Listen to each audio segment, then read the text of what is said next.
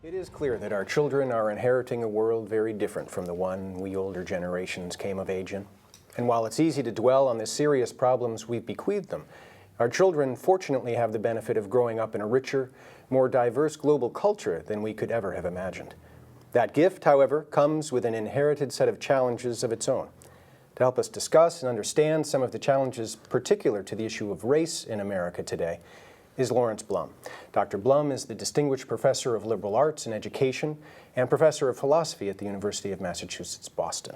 He's also the author of 4 books, including most recently, High Schools, Race, and America's Future: What Students Can Teach Us About Morality, Diversity, and Community. Let's set the scene for people. All 3 of your children went to Cambridge Rindge and Latin High School. You made an offhanded comment about a decade ago to a teacher there that, oh, wouldn't it be nice to have a class on race and racism here? And those being 2 scholarly areas you're invested in. Next thing you know, you're in front of a class of high school students teaching a class about just those issues. In broad strokes, what were you hoping to achieve with that class at a high school level? So when I finally recognized that I actually had to teach a class rather than simply lead an after-school discussion group about it, I did have some definite goals. I wanted it to be a very academically rigorous and challenging course, primarily for Black and Latino students. And that's partly because one of the reasons that Black and Latino students aren't as well prepared for colleges, they just don't have access to as many really rigorous classes as white and Asian students. Okay. So I wanted them to be the sort of main beneficiaries of the class. I also wanted the class to be for students who were aspiring to go to college, but didn't come from families where it was absolutely taken for granted that they would go to college. So they were often the first in their families to go to college. I couldn't completely control who was in the class, but so that's what I was aiming for, that second group. Also, a third point is that for the Black and Latino students, some of them had taken courses, for example, in the AP, Advanced Placement Program, but they were always a small minority of students in those classes, or a minority. And I wanted them to have the experience of being together the majority in the class, because I was interested in how being the majority group would affect their learning in contrast to having been the minority group I mean, many of them hadn't taken any AP classes, but for the ones who did, I wanted them to have a different kind of experience there. But I didn't want it to only be Black and Latino students, because I was really interested in a class that had students from a lot of different groups, and I was interested in their ability, sort of both testing but also helping to have them learn to engage with one another in productive, respectful ways in which they were really learning from one another across those boundaries. And talking about racial issues across those boundaries is not something that those high school students weren't doing it very much, and adults actually don't do it very much either. Right. So that was a very important goal for my course. Okay. And then, just let me say that, the subject matter of the goal was race and racism, and I saw it as a kind of like a basic racial literacy. These were things that anybody, especially in the United States, ought to know about. It wasn't telling them what to think about a hot button issue like affirmative action or even police behavior and profiling and stuff like that. But it was a kind of history-centered course that would be something that everybody should know about. So I saw it as a kind of literacy course in that sense.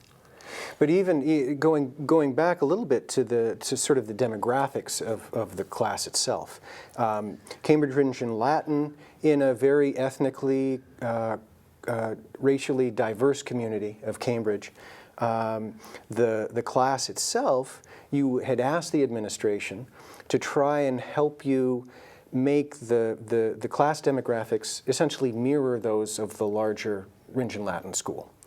And I think you've sort of drawn out why that is. Yeah, to give kids a sense of where sort of, well, actually, let me ask that again, but also, how might you adapt, would you adapt sort of your approach if you were teaching the class in a community that was racially more homogenous, say, for instance, in Arlington. Would you adapt how you sort of went about that class? Yeah, definitely. I don't know the exact demographics in Arlington, but I think a class like this should have a sort of critical mass of students of color, and so you would just make that happen. So if you don't do it by mirroring. I just had the good fortune that that particular high school, if you mirrored the demographic, you get a demographic you wanted in your class. But you could go straight for the demographic you wanted in your class. Okay. So I think it would be good to have as much of a mix as you possibly could create given the demographics of your students. At the same time, I just want to clarify that I think this material would work for virtually any demographic, even an all-white class. For them to learn this kind of history of race and where the idea of race came from and how it was interwoven with U.S. history and Caribbean history and Latin American history as we studied, anyone could benefit from that. So I think of the material of the course as being suitable for any demographic. There's some demographics that I think would make the interaction in class a little bit more fruitful, but I think, I want to clarify, and I'm glad you asked me, that I do think of it as something that anybody could learn from. Absolutely. You began the course by looking at the science of race. How did that point of departure affect the way your students subsequently discussed the topic and sort of the broader course? Yeah.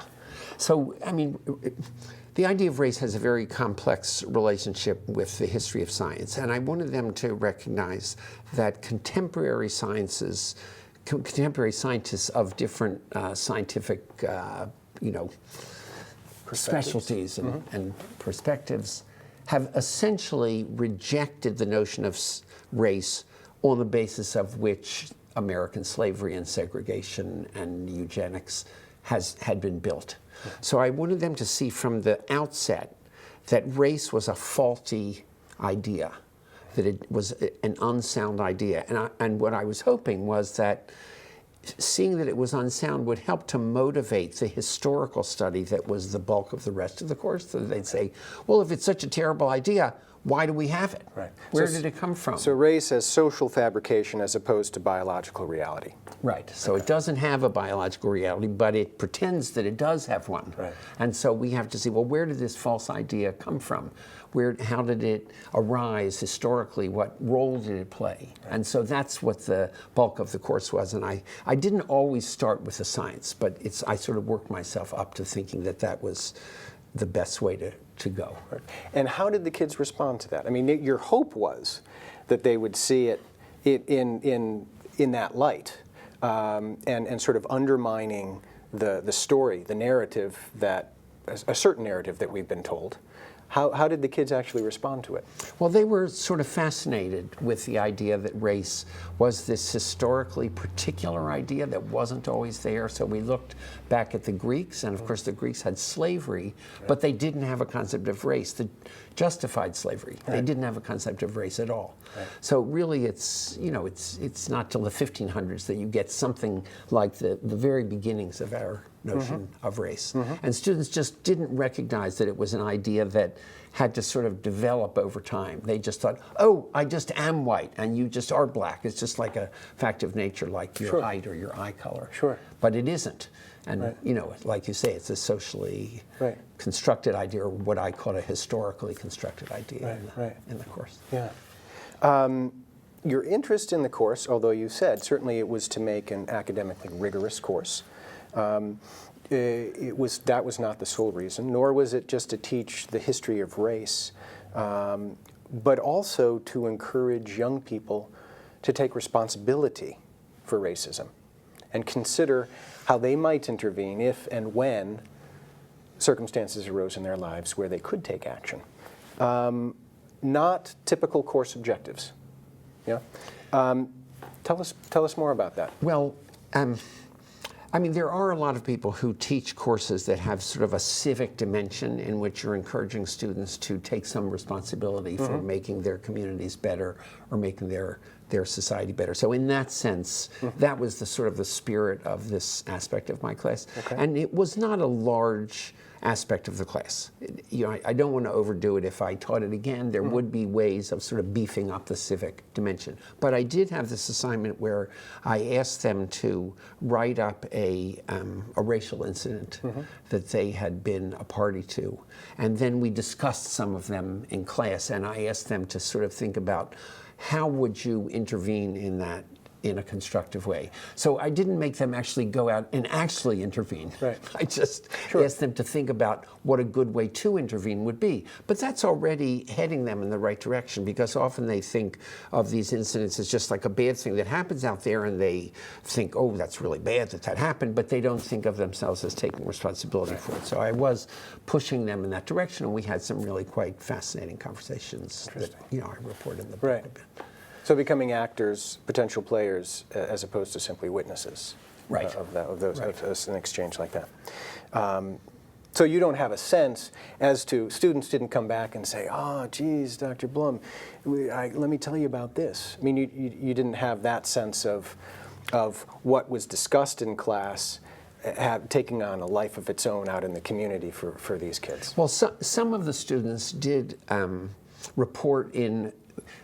I had one assignment that was a kind of open journal where they could just talk about anything. It didn't have to be course material, but it had to be race related. So some of them did sometimes talk about incidents or sort of issues in their lives that were related to the kinds of things we were talking about in class. There was this one black kid, sort of a large, very dark-skinned black boy, who had gone for a job with a white friend, and the white friend, he had been told there wasn't a job, and then the white friend went, and then the white friend got the exact same job. And what's so fascinating is that this black kid wasn't sure he had been discriminated against. And so what he was writing in his journal was, Mr. Blum, do you think that I was discriminated against? And so, you know, that was a kind of challenge for me to sort of figure out how to respond to that, because, you know, it sounds very much like he was discriminated against, but I don't know every single fact on the ground, and, you know, the time frame might have been who knows exactly what. But I also thought it was important for me to validate this kid's sense that he was right to be concerned that he had been you know, discriminated against and treated unjustly. So they did bring those issues of injustice sometimes into, you know, that space between me and them, and then sometimes into the class itself. Now, as I recall, we go maybe back to the beginning of your time in class. You were greeted, at least as it's written in the book, by a student, I believe a student of color, who said, geez, I thought you'd be black. Now, this may be indicative of just expectations that we have, all of us have, of whatever. Any expansion on that? You had also said that, geez, if it had been a decade earlier, you would have sort of melted right there. Yeah. You didn't. You stuck with it. Yeah. What did you say? Well, I mean, it's partly that these high school students were just more out there with whatever was on their mind. They were just out there. I had to get used to that. It was fabulous because it meant that they were also, in a way, more honest about what they thought and felt about racial issues than college students who are more censored are. So I do think that, in a way, what she said was, it wasn't putting me down for not being black, but it was just reporting an expectation. But of course, the way it comes across is a little bit like, I'm not sure you have the authority to be teaching this class. So I did take the opportunity to say that the material of the class is something that everyone should be interested in and everyone can be interested in. And I a little bit tried to explain about kind of scholarly specializations and how people get interested in certain subjects, and how, even though I was a white person, I was really interested in racial issues, and I read a lot and studied a lot about it, and that was why I was in a position to teach this class. So I sort of took it as a little bit of a teachable moment for them, to sort of help them think that race wasn't something that belonged to certain groups. It was something that should be of general interest to all humans and all U.S. citizens, and you know. Sure, very good. You contend that administrators and teachers need not be concerned if students from minority groups sit together at lunch tables or at school events. Why should this sort of self-segregation not be of concern to people? Yeah. So I didn't. It's a complicated business, this self-segregation. What I was really saying was, I think that there are some positive functions that are served by kids being able to hang out with people they feel comfortable with. And because we live in such segregated neighborhoods, even though everyone was a Cantabrigian, so to speak, right, they were more comfortable with kids of their own race. Mm-hmm. But what wouldn't be good is if they always sat only with that group. So I think, if you just go into the cafeteria once and you see it, it's not right to sort of freak out and think, oh my God, here's this mixed school, but the kids are sitting. Right. But if you follow one kid over the course of a semester, if they're only hanging out with kids of their race, they're not getting something important that they can be getting from a mixed school like that. Right. And so you want to try to encourage ways for kids to break out of that circle. And the main way to do it is through classes. And the trouble is that most mixed schools of a similar demographic, are academically segregated. And several of the students kind of study this as a kind of final project. If they're academically segregated, that means that the kids that they're hanging out with in class are of the same race. Mm-hmm. And so it's understandable then that in the social level, they're going to hang out with kids in the same race. So mixing the classes, I think, is the best way to actually crack the kind of social separation. Right. So to mess with the kids sitting at the lunch tables would be essentially misperceiving what the problem is. The social level isn't the issue. It's the levels above that continue to exist. Yeah. I mean, you do want you want the social level. You want there to be mixing at the social level. And I remember this one black kid said, when I come into the cafeteria, I don't say to myself, where are the black kids? I'm going to go sit with them. So, I mean, they don't think about it that way. They just go with their friends. But my class made many of them feel more self-conscious or self-aware, I guess you'd say, about the fact that there was that separation. They hadn't always thought of it that way. Sure. So, that's one step towards solving the problem, is naming the problem. Exactly that. Does the experience that you had over the 4 years that you were teaching at Ringe and Latin suggest to you that young people are generally more or less able than we adults to alter their ideas and engage in open dialogue about race? Well, I think both groups are actually pretty terrible at having these conversations. So it's a comparison within a very non-ideal situation. So I think there are certain respects in which young people growing up today, where there's just, in terms of the population, there's just much more diversity than there was 50 years ago when I was growing up. And I think that these young people are more comfortable with people of different races on a purely social level. But at the same time, I actually think that it has harmed their ability to recognize injustice and inequality and to sort of know the history that has created that inequality, and the different, people who are a member of different racial groups have different histories, and that they need to understand those different histories. They think of it just as a difference like of skin color. Well, it isn't just a difference of skin color. It's a whole historical, social difference. And I think that young people have been somewhat disabled by the kind of post-racial idea and the colorblindness idea. And so they think of race as like a bad thing to avoid. So on a social level, if you're comfortable with someone of a different race, that doesn't mean you talk to them about how their experience might be different from yours. It just means you don't pay attention to it, but you feel comfortable with each other. Well, that's not really a good way to go. So I think of high school as an important place for the teachers can really help students to recognize that there's this deeper level that they need to understand those differences, those histories and cultures and heritage. Right.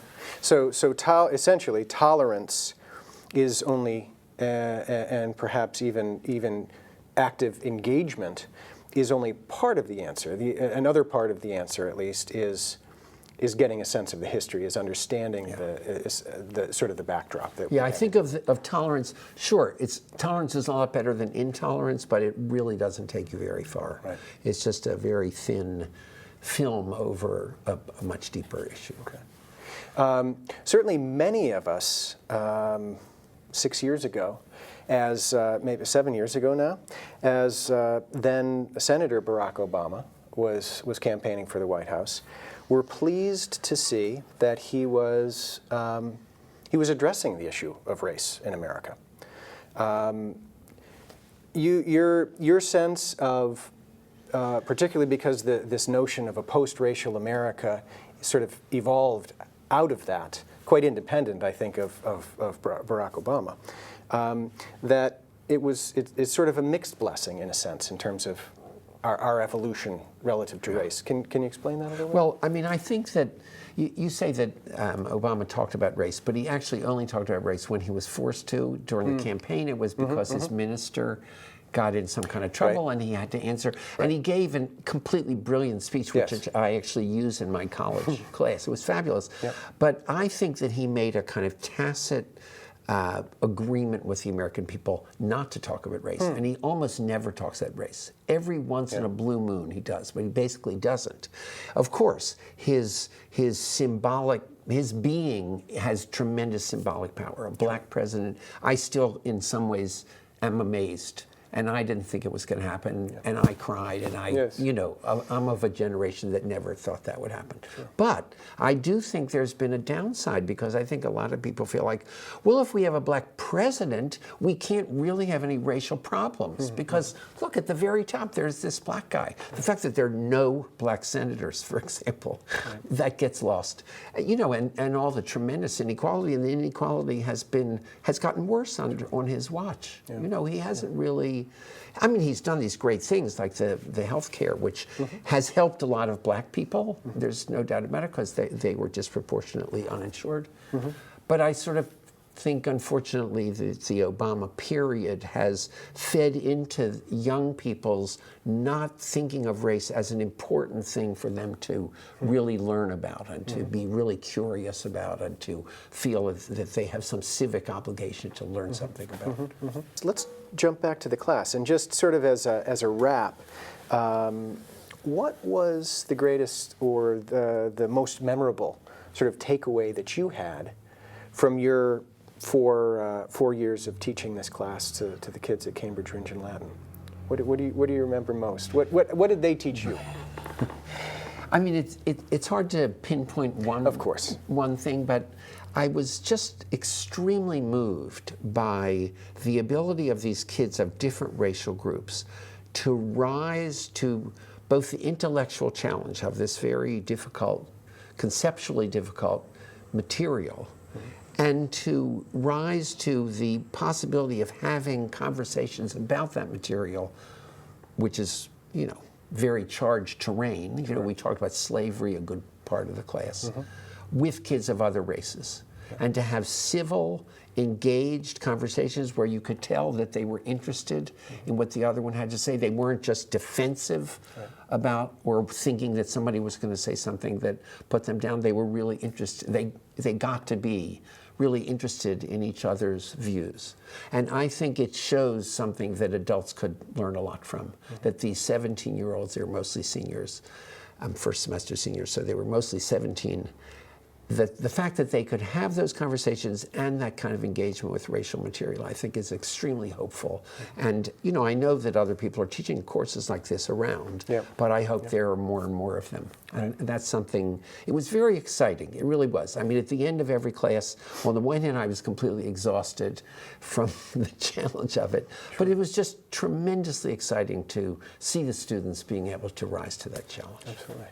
Well, thank you for committing that experience to the book, and thank you for coming in and talking with me today. Very happy to do it. Education, be it the sort found in our schools, our homes, or our wider communities, is meant to be a beacon, to illuminate misunderstanding and engage us with the world in which we live. It is in the spirit of that mission that we offer the example of Dr. Blum's class on race and racism, that it and other similar efforts might turn the differences between us from stigma into gift, from obstacle into bridge. On behalf of Lawrence Blum, I'm Peter Bermudez for Arlington Public News.